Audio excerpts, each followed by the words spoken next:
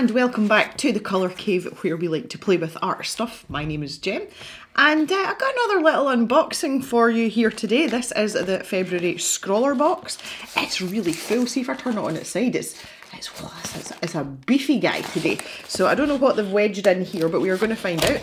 This is of course the monthly art subscription box from here in the UK. And it should be full of procured art supplies that work well together, with some inspiration and a prompt so that we can create an artwork with the supplies that we have been provided with. Ooh. Oh, this is pretty. Looks like paint. Okay. Here is the featured artist, so someone who has made something, usually with the supplies in the box, and done a good job for some inspiration. So this is a leaf, obviously, and this does indeed look like paint. Oh, maybe I was up. I don't know if that's the right way up, or is this the right way up, but Brighton-based artist. And if you would like to see more of Kerry Lemon's work, we have a website and an Instagram handle down here for your perusal. I like the detail, I like the texture. I'm a big one for texture. Yeah, I'm happy with that. Oh, Canson XL textured multimedia paper. I'm the first person to say I'm not really a fan of Canson paper. I've tried quite a few of their papers, and apart from their pastel paper, which was fun, I liked that. I can't say that I'm particularly excited about any of their stuff. I have, however, I have not tried this mixed media paper, and I like textured paper. So 10 sheets, A5, 300 GSM, so good thickness. Oh, it's this, it's very lined. This is so difficult to show on camera. I don't know if you'll be able to see it at all, but the texture, obviously it's machine made, and it's just basically got pyjama stripes on it, which, ugh. The other side looks a bit more like normal watercolour paper. Right, okay, I'm always a bit suspicious of mixed media paper. Like, if you're going to get mixed media paper, why don't you just use watercolour paper? Anyway, that's that. Let's see what else is in here too. Get out. So here is our... This is our scrawler zine, which we'll look at last because we don't want to ruin the surprise. And we've got the sticker here that matches. It looks like a little version of... Yeah, there we go. A little version of what's on the cover. So we'll get that in a wee second. We have got a Lyra Markle graduate pen. This looks like a paint pen. Totally is a paint pen. Okay, and I'm assuming this is black medium. Medium, a 2mm nib, that's fairly big. It says on it that it's water-based and permanent marker, so I'm assuming it'll be permanent when it's dry. That would make the most sense. Yeah, that's quite a chunky nib. That's quite a chunky nib. Don't know how I feel about that, but okay. Right, yep, we'll deal with that in a wee second. We have got a paint brush, a Princeton Select Angular Shader.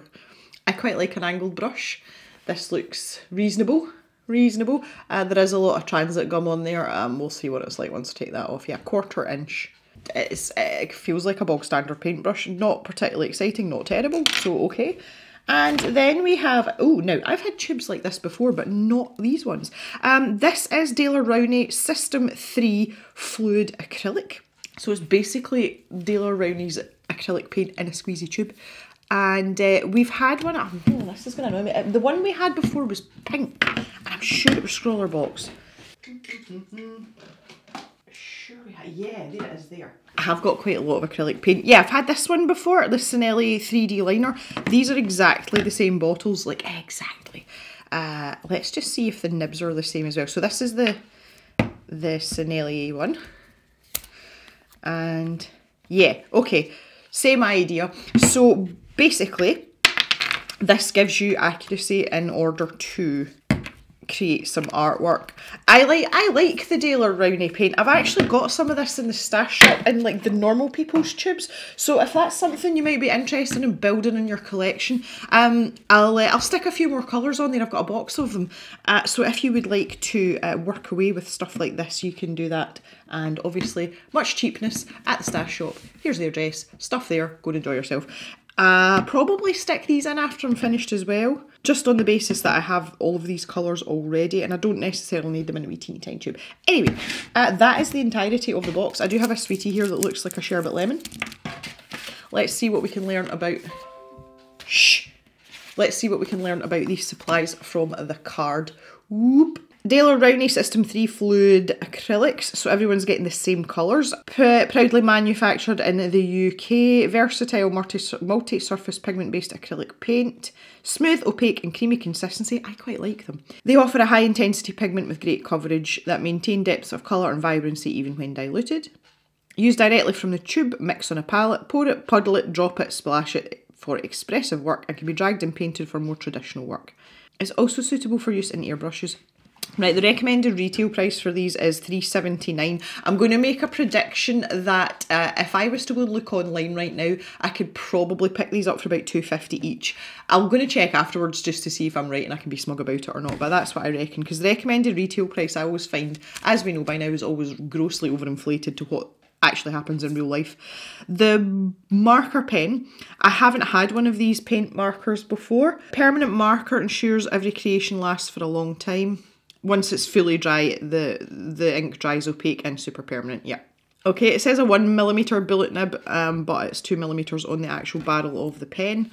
Maybe they mean 1mm line width. The brush is synthetic, decorative and technical painting needs for use with watercolour, oils and acrylic paints. See, to be honest, I probably wouldn't use a brush like this with watercolour. I would have something a bit more absorbent, but I suppose it depends what you're using it for. Short-handled select brushes and their distinct shapes allow you to truly express your creativity.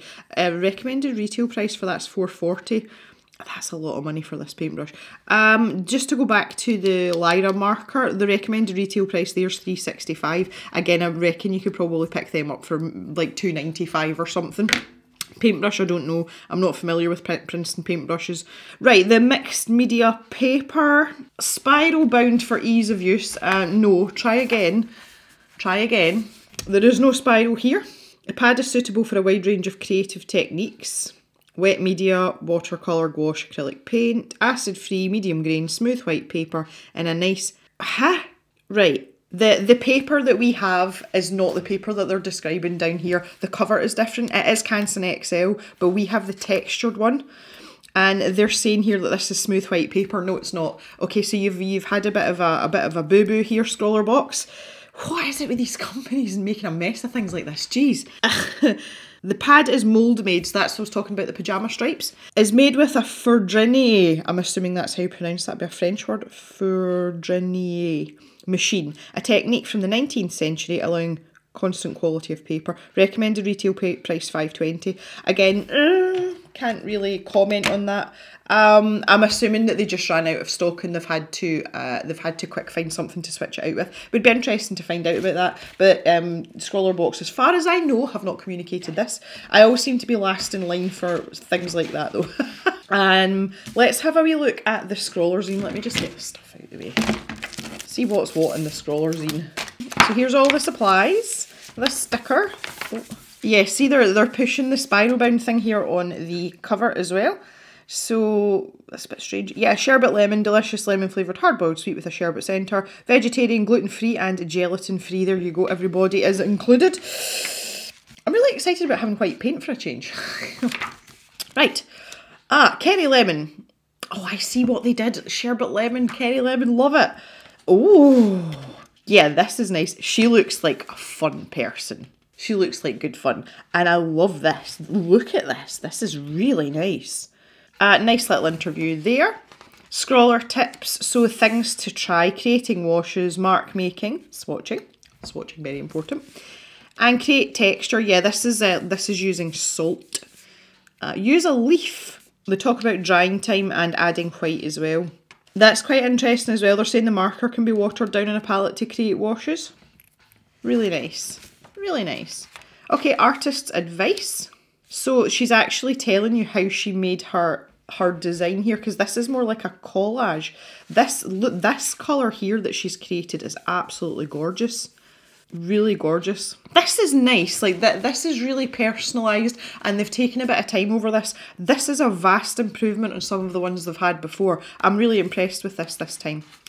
And here is the scrawler gallery from the December box. And this was the one with the Edding paint markers in it, I think. Was it the Edding paint? It seems like so long ago. Yeah, Chaos Confined. That's right. There's some lovely stuff going on here. I really like this one down here. This is fabulous. I like this one as well. This is cute too. Ah, very good. I love looking at all these, I really do. And here is the top 3. So these are the winners. So this sort of like doodle type design. This is really nice too. These are all really nice. Scrawler Extra Fingerprints of Nature. Okay, they're talking about art and healing and fractals. I know all about fractals because obviously I live in a rural area and you know, quite a big connection with nature. And fractals are basically like recurring, repeating patterns that occur naturally. You know, so think of some like flowers, snail shells, the Fibonacci, that kind of thing. That's all fractals. So that's quite interesting as well. Ooh, join us live on YouTube. This is nice. Okay, so Thursday the 23rd of March at 6 PM UK time. Join us live where we discuss all things number 90 scrawlrbox. That's this box. That's pretty good. Subscribe to our YouTube channel. They want to get subscribers. Okay, that's really interesting. A little QR code there. I like this. Good scrawlrbox. I approve. I approve. Okay, so that's quite an interesting little magazine. There's actually some really nice tips in here from the artist. I felt this is a much improved on last month's box for sure. Okay, the last thing that we need to do is take a look at what this prompt is going to be, which is probably going to be something leafy, isn't it? 1, 2, 3. Organic origins, there we go. Deep-rooted in nature, stems from an abundance of inspiration. This box is all about embracing your surroundings to see what natural formations you can create. Paint, splat and pour your craft onto the page with your new supplies. Or just like Sherbet Lemon, our featured artist, use a leaf. I would say the colour selection is clever because we have something that we can use for traditional sky colours. We have something we can use for the sun. We can mix these two together and get shades of turquoise, blue and green in varying quantities. And if we're careful, we can use a little bit of this and make muted versions because this colour here, cerulean blue, which I'm assuming is very similar to cerulean blue, like same idea. We can make, we can make muted shades with this as well. And like rocks, and we can make greyish colours also because we can make true grey by mixing these two together as well. So even if you weren't feeling the colour, you could do something in greyscale. So what at first may appear to be quite a meagre set of supplies is actually incredibly clever and well thought out. Bravo, scrawlrbox. Okay, enough of this. Let's test out the supplies. Okay, for swatching out, I've just grabbed my high-tech ceramic palette here. Yes, it's an old IKEA 365 plate. It's one of the best palettes that I own. And I'm just going to grab a bigger brush just for swatching out because this one's a little bit on the dinky side. I've also gone and cleaned this and got rid of the glue on the bristles there just before we get started. Let's, like, yeah, this looks good. Okay, let's have this one. I've also got some clean water. Someone was asking about my paint pucks. I've got two. I've got a pink one and a green one. The pink one's for watercolour and gouache and the green one is for acrylic. I'm so organised. Let's see what we can do here. So first things first, I'm going to prime this marker. I'm sure most of you will have seen this before, but you have to do this when they're new. You can see there's no paint stroke ink on the tip, and this tip depresses into the pen. So the first thing that we have to do is we have to mix it to make sure that the pigment and the binders and everything are all together. And that's what that little ball bearing's in there for. So we give it a really good shake. And then what we do is we press down, because when we press down and depress the nib, it lets the ink flow down into the nib part of the pen. So the trick is to go quick and not hard. Standing joke about this as well. Fast, not hard, because if you do it hard, then you are going to damage the end of the nib. So if I just show you there, you can see, hopefully, come on, autofocus, you can do it. You can see a tiny little sliver of colour coming down there, and that's basically, just keep going. Some pens are better at others than this. Some, you know, they seem to get there really quickly, and others just don't. There we go. So you can see that's it coming down now. If I hold it against the white of the paper. Until it is more or less soaked. Yep. Okay, right. So let's see. Oh, that feels horrible on this paper. Absolutely horrible. This is the textured side. As long as you're going in the direction of the grain of the paper, it's fine. But when you're not, that's going to tear up this nib really, really quickly. I would actually be tempted to use the other side of the paper. Right, hang on a little second here. Yeah, if you're going to extensively use the marker and in the marker format, obviously we can water it down. Yeah, it doesn't feel nice, and say that's going to ruin your marker really quickly. On the other side, which is smoother, it's a different story. And it feels lovely. Yep, okay, so that would be advice number 1, is if you are going to extensively use the marker, I would use the back of the paper, not the side that's facing you when you open it. I'm assuming that everybody's got the same paper. There might just be some people that have ended up with this if there was a shortage or whatever. That's a really good point. Okay, something to remember. The other thing we've got here are these paints. So first of all, let's get these splodged out so we can see what's what. Okay, so the nice thing about having these paints like this is they are, there's not much mess. You can be very precise with what's going on. So I'm just going to squidge out a little bit of each. We don't need a lot here. I'm already forming in my mind a plan of what it is I'm going to do for this Organic Origins Scrawler Challenge. Nice colour. Yellow. Very vibrant. The white's nice and thick as well. I would imagine this will be fairly opaque. Oh, you can see that beautifully on this camera. Yeah. Let's do a bit of mixing. Okay, so yeah, let's pick up. If we mix these directly in equal parts, we can get quite an offensive shade of green. Which is fine. And we can also, while this is still wet, we can add in a little bit of white. So that would give you like a mintier shade. I love having white when we've got acrylic paint, because it lets you get really delicate shades of everything that you have. But the other thing as well, that if we squidge this out a wee bit, right, let's try it with the blue, because that was my first instinct.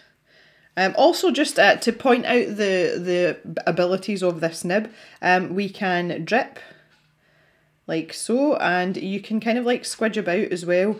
But you can also like draw, you know, I could write my name with it if that's what I wanted to do. So it's quite versatile in that sense. You know, we've got a lot of room for manoeuvre. You don't just have to use it like a normal, you know, whatever. So let's just, I'm just going to mix this here because I've got a lot of excess paint. But look, that gives me a really nice dark blue colour. Oh. And the more we let that dilute out, because obviously there's water in my brush, then that's nice. Like, I'm up for that. That is very cool. So obviously we've got the chance to mix this black in with any of our other shades that we've mixed as well, and it'll give us a much more muted colour, and it won't necessarily be completely grey. This is lovely, and I am 100% going to use this in whatever the Scrawler Challenge is going to be.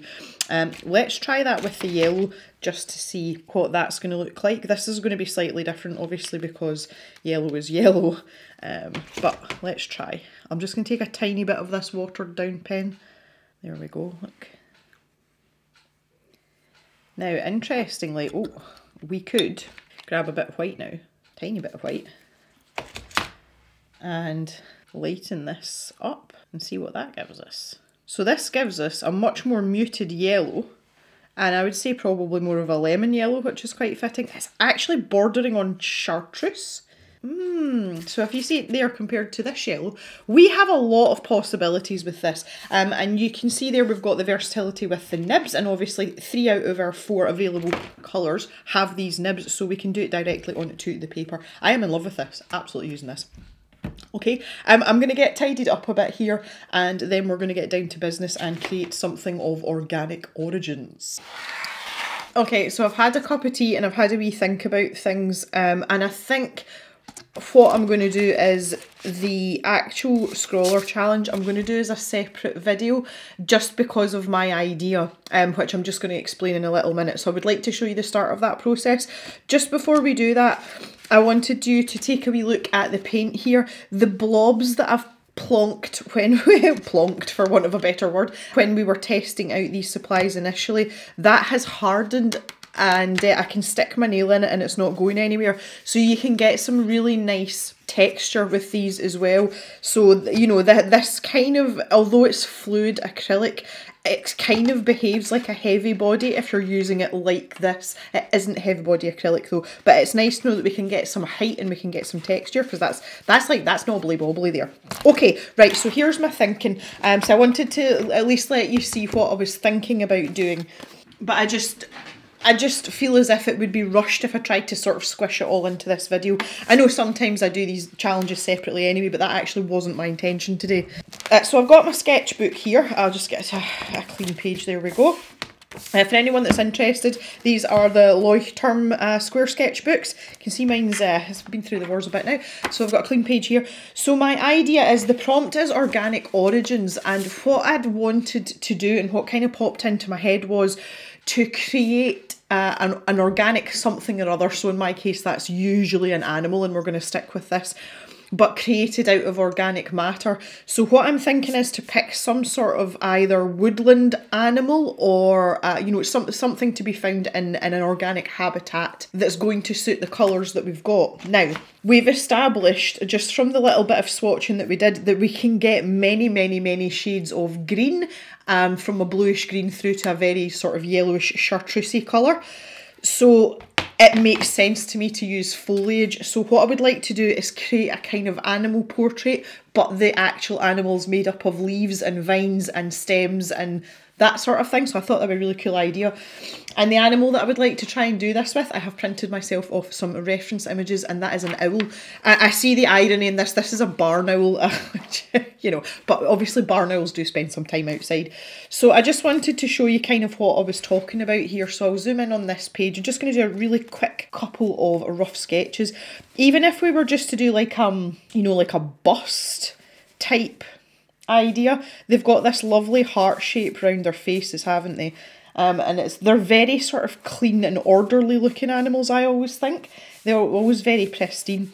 The other reason I really wanted to do this is we have a barn owl that lives in one of our cow sheds, and he's been there for a long time, and he's very nonchalant when you go in. If you pop in at night, when we go and check our calving cows at certain times of the year when they're housed inside, and he sits up in the rafters and you can feel him like staring at you, he's like proper eyeballing you, but he's not in the slightest bit frightened of us, or, you know, it doesn't seem to bother him that we're about. But I think he's realised that we're not a threat, because owls are very clever animals.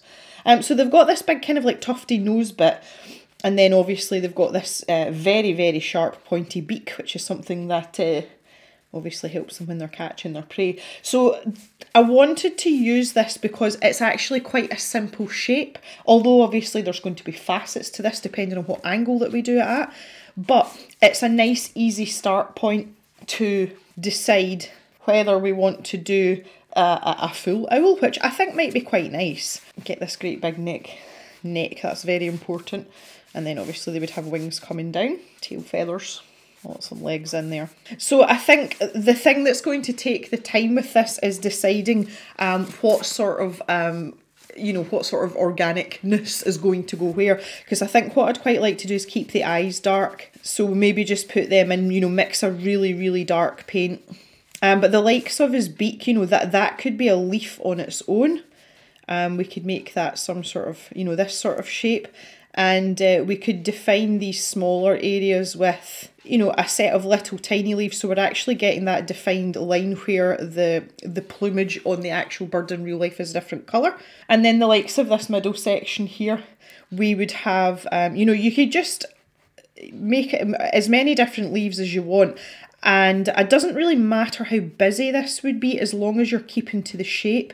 So we could put those all in and have them facing in the direction of his fur. So this comes in like this, but what we would do is that particular section we would keep as one colour. So it doesn't matter how many different types of leaves you've got in there, you would have the ability to, you know, to create that plane with a block of colour and still have all the detail. And then again, you know, like the likes of the same ones that you've used down here, because in these photographs this is brown, and then they've got this bit round their face as well, so you would make that the same colour as these two parts here. So you can see where I'm going with that, and it means we can get shading and things in as well. But what we can also do as well is with this Lyra marker, we'll then be able to scratch this out on a palette and take a very fine corner of this paintbrush, because we've got this angled paintbrush, which is great, and we can actually put in some of these details with the edge of this brush. I would paint most of this freehand when I paint in acrylic, which to be fair is not very often. But when I do it, I actually prefer to freehand it. I don't do a lot of sketching, and I tend to sort of put the detail in as I go along. But I just thought that would be a really nice idea. And when we're talking about the planes of the face here, because obviously this is not flat, there's a very distinct section, and it's basically the eyebrow section. So they've got the eyebrows come up like this, but there's this sort of section. If you were to break it down into geometric shapes, you would see that this would be a plane on either side because it sits at a slightly different angle to this part in the middle. So again, whatever you were decided you were going to put in here in terms of foliage, you would try and match it up, not necessarily symmetrically, but you would match it up to the other side, and you would have these two parts the same colour, or very, very similar colours. And that would be able to give you the uniformity of the face of the bird. So you can see why this sort of design is going to take some time. It's going to be quite detailed, and it's not the kind of thing I'm going to, you know, I'm going to sort of slapdash fling it together in the space of like half an hour of a painting, although painting in acrylic is a very quick process. So yeah, I just wanted to share that with you. I think that's where I'm going to go with it. I might try another few sketches out and just see if that's exactly what I want to do, but also try out some different leaf shapes as well. And I've done that not that long ago in here, actually, I'm sure. Yeah, when I did my grumpy tiger that was in the cage, I just experimented here with different types of leaves and foliage, so I might even pick some of that up from there and take some inspiration from some of these colours as well and transpose that into my what is going to be basically a foliage portrait of an animal. I'm not 100% if it's going to be an owl yet, but it's definitely going to be along these lines. So that is it for today, guys. I would love to know your thoughts on this scrawler box. I think this is a lovely box. Like I'm really impressed with it. I like the supplies that we've got as well, because it's not just like standard tubes of acrylic. Like, here we go, more acrylic stuff. This is a really, really nice selection, and I'm really pleased that we've got black and white as well. The white especially is a game changer, because it lets you get away from that sea of mid-tones that I talk about so often, but also because we've got this black pen as well. So I might even use that for the eyes, but it might be a little bit too stark. I will wait and see with that. But overall, yeah, really happy with the box. The paper seems to be great as well, so looking forward to sitting down and having a really good go with this. As I mentioned at the start of the video, I do have large tubes of System 3 acrylic up for sale in the stash shop. I think there's only a couple of tubes left, but I actually have more of them. So I'll put them up for you if some of you maybe have a scrawler box and would like to extend your colours, or just even add them in for the purposes of doing your some work with these paints. You can check them out over on the Cave website at the stash shop, and you can build up your System 3 acrylic collection. Thanks very much for coming and hanging out, guys. I really appreciate it. Hope you've all enjoyed yourselves, and I will see you back in the cave next Sunday for another video. So have a great day, everyone, and bye-bye for now.